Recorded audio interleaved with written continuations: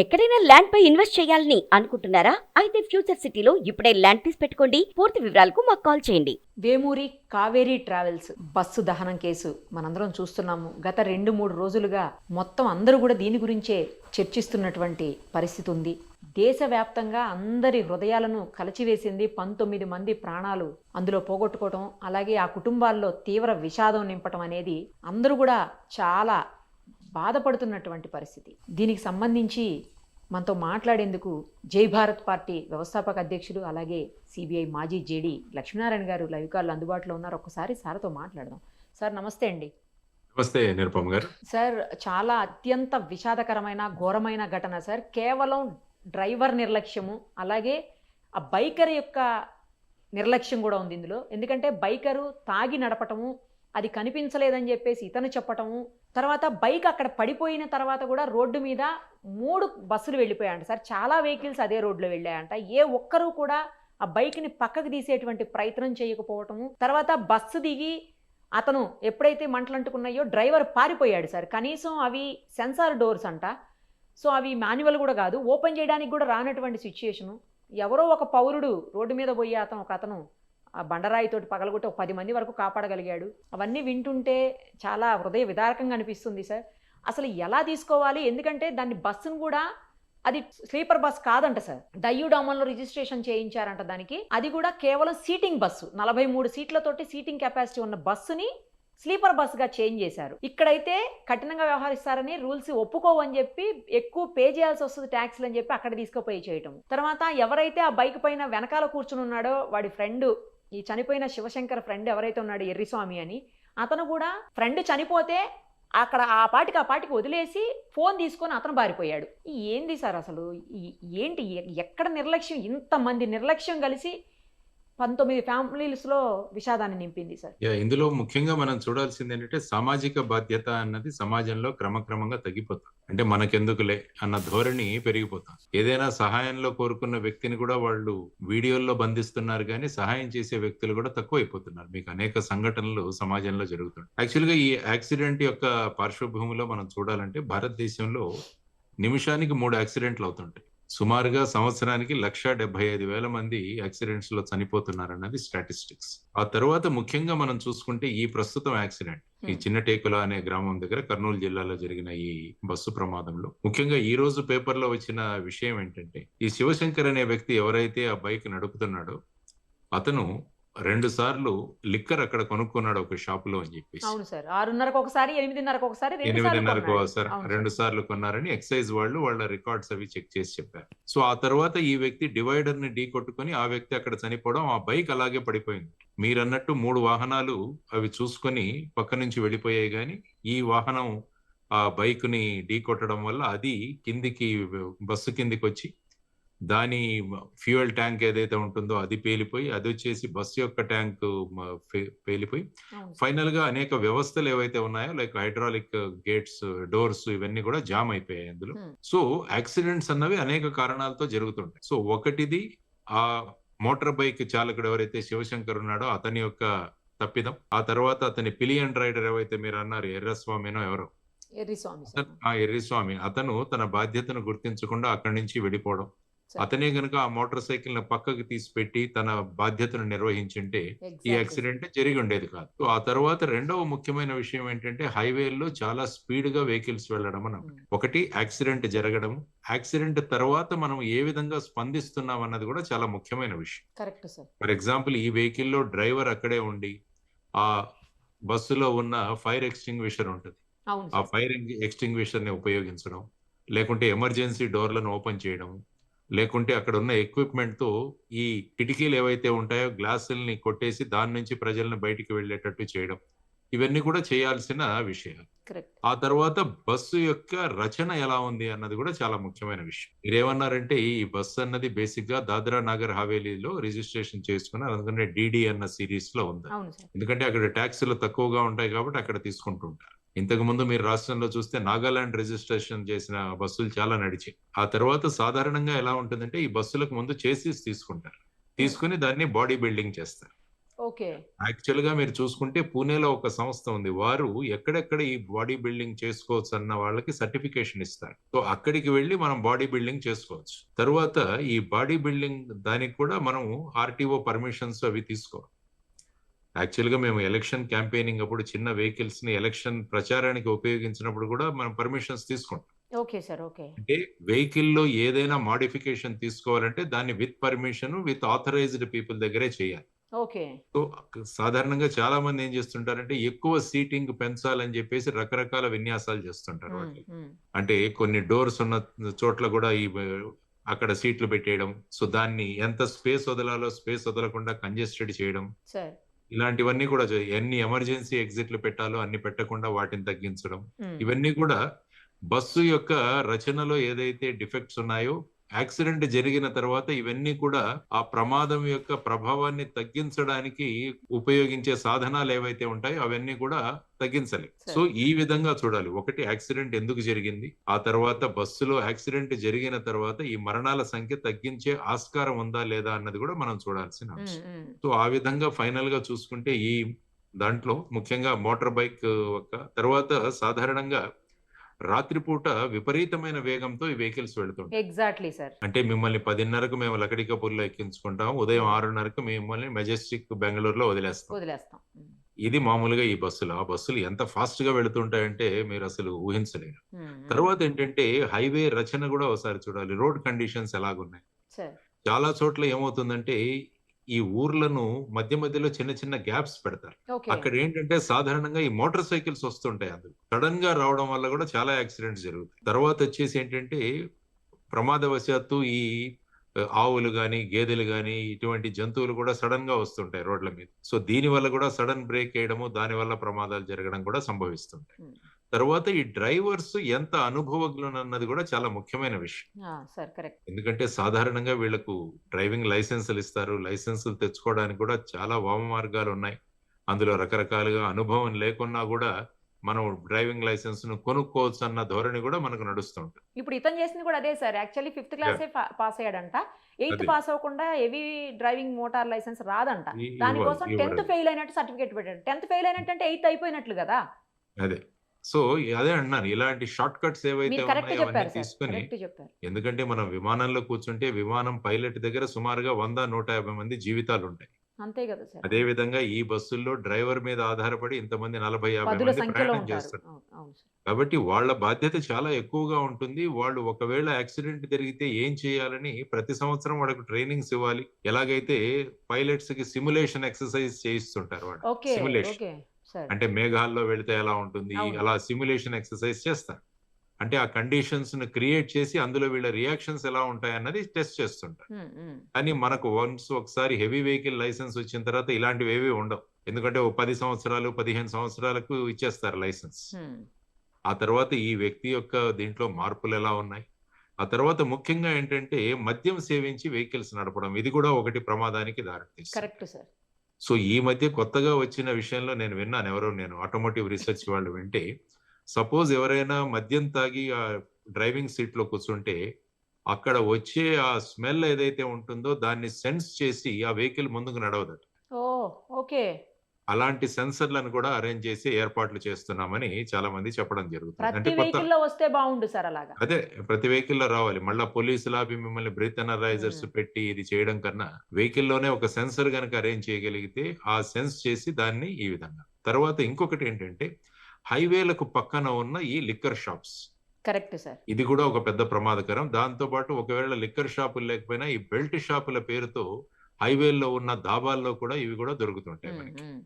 So ఇవన్నీ తర్వాత కూడా అలాంటి షాపే అంటున్నారు సార్. మరి అవును, ఈ శివశంకర్ అన్న వ్యక్తి కూడా ఇలాంటి షాప్ లోనే తాగిండొచ్చు.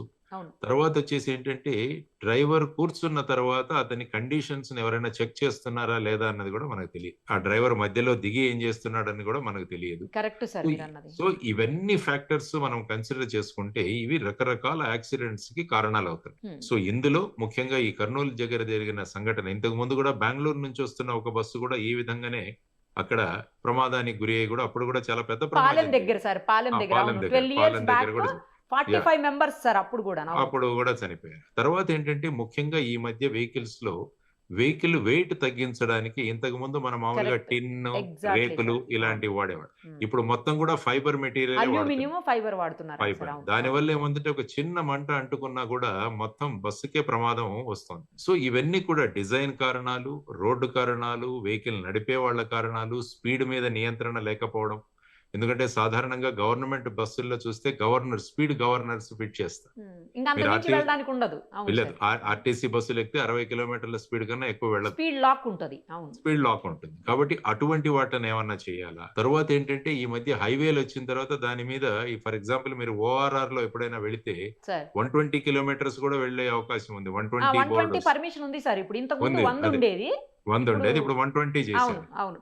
దానివల్ల ఏంటంటే డ్రైవర్లు త్వరగా వెళ్ళే అవకాశం కూడా ఉంటుంది. ఉమ్. తర్వాత ఏంటంటే కొన్ని మార్గాలలో 2 వీలర్స్ ని అవాయిడ్ చేయాలి. యాక్చువల్ గా నైట్ టైమ్ లో మీరు చూసుకుంటే ఓకే. ఇప్పుడు ఫర్ ఎగ్జాంపుల్ హైదరాబాద్ ఓఆర్ఆర్ లో మీకు 2 వీలర్స్, 3 అస్సలు వీలర్స్ లేదు. పర్మిషన్ లేదు లేదు. సార్. అవును. అవును. సో అదే విధంగా ఈ హైవేస్ లో ఎక్కడైనా ఇటువంటి ప్రమాదాలు ఎక్కువగా జరుగుతున్న స్పాట్ లో ఇదేదైనా చేయగలమా? అంటే మోటార్ సైకిల్స్ ఇలాంటి వాటిలను ఆపేయడం.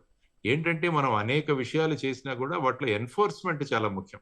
Exactly sir. పేపర్ మీద ఉంటుంది కానీ దాని అమలు అన్నది చాలా కష్టతరమైన విషయం. సో ఇటువంటి పరిస్థితుల్లో ఈ యాక్సిడెంట్లు కాకుండా ఎలా చూడాలి అన్నది అందరి బాధ్యత కూడా ఇందులో ఉంటుంది. ముఖ్యంగా ఇందులో బాధ్యత వహించవలసింది ఈ ఈ బస్సుల రీకన్స్ట్రక్షన్, బాడీ బిల్డింగ్ లో ముఖ్యంగా రోడ్ ట్రాన్స్పోర్ట్ అథారిటీ వాళ్ళు. తర్వాత వచ్చేసి స్పీడ్ నియంత్రణ చేయడంలో పోలీసు మరియు ఆర్టీఏ. ఆ తర్వాత ఈ రోడ్డు పక్కన ఉన్న ఈ షాపుల్లో ఈ లిక్కర్ ఇది లేకుండా ఎక్సైజ్ డిపార్ట్మెంట్ వాళ్ళు. Correct sir. తర్వాత వచ్చేసి నేషనల్ హైవే అథారిటీస్, తర్వాత స్టేట్ హైవే అథారిటీస్ రోడ్ యొక్క కండిషన్ ఏంటి, ఆ తర్వాత రోడ్ లో ఒక సైడ్ నుంచి ఇంకో సైడ్ నుంచి వెహికల్స్ రాకుండా. తర్వాత ఏంటంటే ఈ మధ్య అనేక వెహికల్స్ లో ఫ్లాష్ లైట్స్ అన్నవి చాలా ఎక్కువగా వాడుతుంటాయి. అంటే ఆ వెహికల్స్ ఎదుటి పక్క నుంచి వస్తున్నప్పుడు మనకు ఎంత గ్లేర్ ఉంటుందంటే దానిలో డ్రైవర్ కి ముందు రోడ్డు కూడా కనిపించకపోనంత ప్రమాదం కూడా జరుగుతుంది. అవును సార్. అవును. అవును. అది కూడా one of the reasons for the accidents. తర్వాత చాలా చోట్ల వెహికల్స్ ను నిలిపేస్తుంటారు, ఆపేస్తుంటారు, ట్రాక్టర్లు ఇలాంటివి. ఓకే. అంటే వెనకాల నుంచి వచ్చే వెహికల్ ముందు ఒక వెహికల్ ఆగిందని మామూలుగా ఏంటంటే రెడ్ లైట్స్ పెడతాం అక్కడ వెనకాల. ఉమ్, ఉమ్, ఉమ్. అవి దూరం నుంచి రిఫ్లెక్ట్ అవుతుంటాయి ఎప్పుడైతే వాటి మీద లైట్ పడుతుందో. ఉమ్. కానీ చాలా ట్రాక్టర్స్ కానీ ట్యాంకర్స్ కానీ వీటిలలో ఈ వెనకాల ఉండాల్సిన రిఫ్లెక్టింగ్ లైట్స్ కూడా చాలా వాటికి ఉండవు. ఓకే. దానివల్ల ఏంటంటే ఈ అతి వేగంగా వచ్చిన వెహికల్స్ వాటిని ఢీ కొట్టుకోవడం వల్ల చాలా చోట్ల మీరు చూస్తుంటారు కారు ట్యాంకర్ కిందికి వెళ్ళిపోవడం, ఇలాంటి ప్రమాదాలన్నీ కూడా జరుగుతుంది. అంటే ఇది ఒక సామాజిక బాధ్యతగా ప్రతి విభాగం కూడా వాళ్ళ రోల్ గనక చేయగలిగితే యాక్సిడెంట్లను మనం నియంత్రించగలగాలి అన్నది ముఖ్యంగా. ఎందుకంటే మీరు అన్నట్టు ఇప్పుడు 19 కుటుంబాల్లో ఈ విధమైన దుఃఖ ఛాయలు నిండుకున్నాయి. అందులో సంపాదించే వాళ్ళు ఉంటారు. వాళ్ళు సడన్ గా మరణించడం వల్ల ఆ కుటుంబాల భవిష్యత్ ఏంటన్నది కూడా చాలా ముఖ్యమైన విషయం. No doubt motor vehicle accident tribunals ఉన్నాయి, వాటిలో వీళ్ళకు కాంపెన్సేషన్ వస్తుంది. కానీ ప్రతిసారి దీన్ని అవాయిడ్ చేయగలమా అన్నది మనం ఆలోచించాలి. Correct, ప్రివెన్షన్ అవ్వకుండా గనక మనం చేయగలిగితే ఏమవుతుందంటే ఇంతమంది జీవితాలన్నవి మనం రక్షించవచ్చు అన్నది ఆలోచించాల్సిన అంశం. ఇంకొక విషయం చెప్పండి సార్. ఏంటంటే Yeah. ఇప్పుడు ఈ కేసులో ఈ బైక్ వల్లనే ప్రాబ్లం అయిందని చెప్పేసి శివశంకర్ మీద కేసు పెట్టించారు. ఎవరితో అంటే ఎర్రుస్వామి తోటి. Hmm. శివశంకర్ అనే వ్యక్తే లేడు కదా, అసలు చనిపోయాడు. Hmm. అతని మీద కేసు పెట్టిస్తే ఏమవుతుంది? ఎందుకు పోలీసులు ఎర్రుస్వామి తోటి అతని మీద కేసు పెట్టించారు? ఏం జరుగుతుంది? వాట్ నెక్స్ట్ సార్ అసలు? అంటే ఇన్వెస్టిగేషన్ లో ఫైనల్ గా తేల్చాల్సింది ఏంటంటే ఈ యాక్సిడెంట్ ఎలా జరిగింది అన్నది ఇన్వెస్టిగేషన్ లో తేలాలి. ఓకే. సో ఇందులో ప్రధానమైన కారణం ఈ శివశంకర్ అన్న వ్యక్తి యాక్సిడెంట్ చేయడం వల్ల. యాక్చువల్ గా మీరు చూస్తే ఎర్రిస్వామి అన్న వ్యక్తి కూడా కో అక్యూజ్డ్. అతను యాక్చువల్ గా అక్కడ ఉన్న పరిస్థితిని నియంత్రించకుండా అతను మొబైల్ తీసుకుని వెళ్ళిపోయాడని మీరే చెప్పారు. అవును సార్. ఆ మొబైల్ కాబట్టి- ఆధారంగానే పట్టుకొచ్చారు పోలీసులు. అదే అంటే సిగ్నల్ ఆధారంగా. ఈ వ్యక్తి యొక్క నిర్లక్ష్యత కూడా చాలా బాధ్యత. అదే అక్కడ ఉండి ఆ మోటార్ సైకిల్ ని పక్కకు తప్పించి అక్కడ ఏదైనా 100 కి డైల్ చేసి చేసి ఇమీడియట్ గా 100 డైల్ చేసి హైవే పోలీస్ ని పిలిపించి ఇవన్నీ చేయగలిగితే ఇవి జరిగేవి కాదు కదా. అవును, సో 100% బాధ్యత. అయ్యేది కాదు. ఎందుకంటే బాధ్యత వహించాల్సిన వ్యక్తి ఉన్నారు. కాబట్టి ఫైనల్ గా ఈ యాక్సిడెంట్ కారణం శివశంకర్ మోటార్ సైకిల్ కు డివైడర్ కొట్టుకోవడం, ఆ తర్వాత అతను పోవడం, ఆ తర్వాత అతని మోటార్ సైకిల్ రోడ్డు మీదే ఉండడం, ఆ తర్వాత వెనకాల నుంచి ఇచ్చిన ఈ వెహికల్ చూసుకోకుండా దాన్ని గుద్దివేయడం. సో ఈ విధంగా చూసుకుంటూ పోతుంటే మనం ముఖ్యంగా చేయాల్సింది ఏంటంటే స్పీడ్ నియంత్రణ అన్నది చాలా ముఖ్యమైన అంశం. తర్వాత హైవేలో కూడా పోలీసులు అలర్ట్ గా ఉంటారు. మామూలుగా హైవే పెట్రోల్ కూడా ఇలాంటివి ఏదైనా జరగగానే వెంటనే కమ్యూనికేషన్ ద్వారా మిగతా వాళ్లకు వార్నింగ్స్ ఇవ్వడము ఇలాంటివన్నీ కూడా చేయాలి.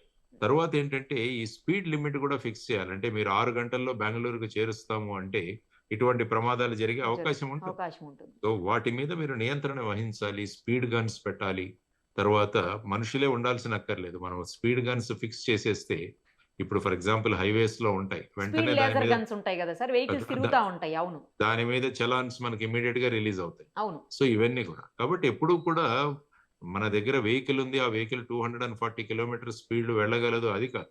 నువ్వు యాక్సిలరేటర్ మీద నీ నియంత్రణ ఎంత ఉంది, బ్రేక్ కన్నా యాక్సిలరేటర్ మీద నియంత్రణ చాలా ముఖ్యం మీకు. సో ఆ విధంగా డ్రైవర్స్ కు ట్రైనింగ్ ఇవ్వాలి. ఏదైనా ఇటువంటి ప్రమాదం జరిగితే మనం ఏం చేయొచ్చు అన్నది కూడా వాళ్లకు ట్రైనింగ్స్ ఇవ్వాలి. ఇవన్నీ కూడా కేసు పెట్టి ఏం చేస్తారు సార్? నాకు అది అర్థం కావట్లేదు. చనిపోయిన అతని మీద కేసు పెట్టి ఇంకా అంతటితో క్లోజ్ చేసేస్తారా సార్? అబెటెడ్ సమ్మరీ అవుతుంది, క్లోజ్ అయిపోతుంది అదంతే. అంటే ఎవరైనా వ్యక్తి మరణించిన వ్యక్తి మీద కేసు, ఆ వ్యక్తి లేనప్పుడు ఇంక కోర్టులో కేసు నడవదు. కానీ ఈ యాక్సిడెంట్ కు ప్రధానమైన కారణం అతను కాబట్టి ఆ కేసు రిజిస్టర్ చేస్తారు, అబేటెడ్ సమ్మరీ అని పంపిస్తారు అనమాట కోర్టు. ఎందుకంటే ఆ తర్వాత ఫైనల్ గా వీళ్ళందరికీ కాంపెన్సేషన్ రావాలన్నా కూడా ఒక ఎఫ్ఐఆర్ అన్నది ఉండాలి. బస్సులో లేకపోతే ఇన్సూరెన్స్ వాళ్ళు క్లెయిమ్ చేయాలన్నా కూడా ఒక ఎఫ్ఐఆర్, ఆ బేసిస్ మీద ఇది జరిగిందని పోలీస్ రిపోర్ట్ కూడా ఎన్క్లోజ్ చేయాల్సి ఉంది. సో ఈ అన్ని కారణాల వల్ల ఇది జరుగుతుంది. ఐ థింక్ ఫర్దర్ కూడా ఈ ప్రస్తుత డ్రైవర్ మిస్టేక్ కూడా ఎంత అన్నది తర్వాత ఈ బస్సు ఓనర్ ఎవరు, తర్వాత ఈ బస్సు మేకింగ్ అన్నది, బాడీ బిల్డింగ్ అన్నది నియమాల అనుసరించి జరిగిందా లేదా, ఆ బస్సు రచన ఎలా ఉంది, పర్మిషన్ ఎంత ఉంది, దీంట్లో ఎంత చేశారు, ఈ వయలేషన్స్ ఏవైతే ఉన్నాయో అవన్నీ కూడా డిపార్ట్మెంట్ పరంగా వాళ్ళకి ఫైన్స్ ఇలాంటివి కూడా వేసే ఆస్కారం ఉంది. తర్వాత బస్సులో కావాల్సిన ఈ ఎక్విప్మెంట్ ఉందా లేదా ఇది కూడా చూడాలి. ఆ ఫైర్ ఎక్స్టింగ్విషర్ ఎప్పుడు ఫీల్ చేశారు, మరి ఇతను ఆ ఫైర్ ఎక్స్టింగ్విషర్ కాకుండా ఎందుకు ఇతను పరిగెత్తిపోయాడు, ఇవన్నీ కూడా నిర్లక్ష్యానికి ప్రధానమైన నెగ్లిజెన్స్. ఇది mostly it is a negligence. So ఇవన్నీ కూడా బయటికి తీసుకురావాల్సిన అవసరం. సో వీటన్నింటి మీద సమగ్రంగా దర్యాప్తు జరుపుతారా సార్? అయితే జరిపి అప్పుడు ఫైనల్ గా చార్జ్ షీట్ వేస్తారు.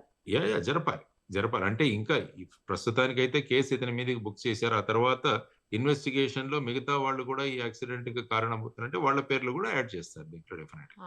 ఫైనల్లీ చార్జ్ షీట్ ఫైల్ చేస్తారు అంతేనా సార్? చార్జ్ షీట్ ఫైల్ చేస్తారు అంటే అందులో సాక్ష్యాధారాలు వచ్చి వెంటనే చార్జ్ షీట్ ఫైల్ చేస్తారు, లేకుంటే క్లోజ్ చేస్తారు. అక్కడి నుంచి అప్పుడు ఇన్సూరెన్స్ కంపెనీ వాళ్ళ నుంచి వీళ్ళకి అవకాశం ఉంటుంది వాళ్ళు ఇన్సూరెన్స్ కంపెనీ ఇప్పుడే ఇనిషియేట్ చేస్తారు. వాళ్ళు కూడా కారణాలు ఇవన్నీ కూడా వెతుకుతారు. ఎందుకంటే ఫైనల్ గా ఇన్సూరెన్స్ ఇవ్వడానికి మనకు ఒక రిపోర్ట్ కూడా కావాలి, అసలు ఏం జరిగింది అన్న విషయం. ఈవెన్ మనం మోటార్ వెహికల్ యాక్సిడెంట్, మనం మామూలుగా వెహికల్ నడుపుతున్నప్పుడు కూడా ఏదైనా జరిగితే థర్డ్ పార్టీ ఇన్సూరెన్సెస్ ఉంటాయి. వీటిలన్నిటి కూడా పోలీస్ రిపోర్ట్ ఇవ్వాలి, తర్వాత ఒక రిపోర్ట్ తీసుకోవాలి, తర్వాత డ్యామేజ్ యొక్క ఫొటోస్ పెట్టాలి. ఇదంతా కూడా ప్రొసీజర్ కదా. సో ఆ విధంగా ఈ ప్రొసీజర్స్ కూడా నడుస్తాయి. అంటే నేను అనేది చనిపోయిన వాళ్ళకి వచ్చే ఇన్సూరెన్స్ గురించి కూడా sir. Insurance motor vehicle accident tribunal కు వీళ్ళందరూ వేస్తారు. వేసినప్పుడు ఏమవుతుందంటే అక్కడ మళ్ళీ ఇన్సూరెన్స్ కంపెనీలు వీళ్ళకి ఇస్తారు. దానికి ఎంత ఇన్సూరెన్స్ ఇవ్వాలన్నది కూడా motor vehicle accident tribunal decide చేస్తుంది. అంటే అందులో ప్రతి వ్యక్తి యొక్క లైఫ్ స్పాన్ ఎంత, తర్వాత అతను ఎంత ఆదాయం ఉంది, ఎంత సంపాదిస్తున్నారు, ఈ యాక్సిడెంట్ వల్ల అతను ఇంత ఆదాయం కోల్పోయారు, ఆ కుటుంబానికి ఇంత నష్టం కలిగింది, దీనికంతా ఒక ఫార్ములా ఉంది. దీన్ని సొల్యూషన్ స్కీమ్ అంటారు. యాక్చువల్ గా మోటార్ వెహికల్ యాక్సిడెంట్ యాక్ట్ లో ఈ సొల్యూషన్ స్కీమ్ అని ఉంటది. దాని ప్రకారం ఈ ఎంత నష్టపరిహారం ఎంత ఇవ్వాలన్న దానికి క్యాలిక్యులేషన్ కూడా ఉంటుంది. సో అవన్నీ చేసి ఈ motor vehicle accident claims tribunal వాళ్ళు దీనికి ఒక ఇది ఆర్డర్ ఇస్తారు. థ్యాంక్ యూ సార్, చాలా క్లియర్ గా అన్ని చెప్పారు. Thank you so much. Right.